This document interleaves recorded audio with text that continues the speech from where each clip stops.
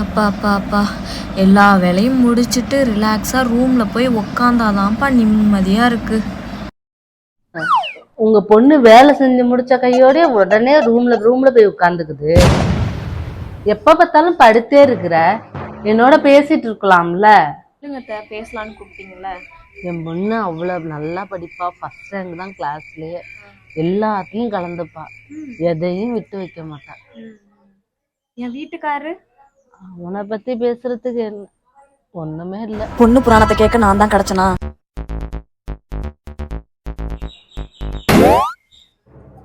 உங்க பொண்ணு எப்ப பார்த்தாலும் டிவியே பார்த்துட்டே உட்கார்ந்துருக்கு.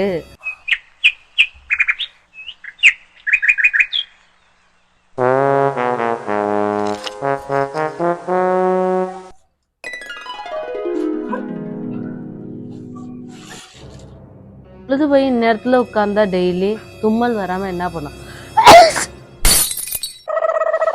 ஆமாண்டி ஸ்கூல் டைம்லாம் ஜாலியா இருந்துச்சு. என்ன பண்றது, எல்லாம் முடிஞ்சிடுச்சு இந்த கல்யாண லைஃபோட. எப்ப பார்த்தாலும் போன் பேசிட்டே தான் இருப்பியா? பேர் என்ன பாப்பா? எந்த ஸ்கூல்ல படிக்கிறீங்க? என்ன படிக்கிற? எப்ப பார்த்தாலும் ரோட்லயே நின்னுட்டு இருக்க, ஏதாவது ஒரு புள்ள கிடைச்சிடக்கூடாது, கதை பேச உட்காந்துருவேன். இதுக்கு மேலையும் பொறுக்க கூடாது. பொங்கி எழு ஐஸு.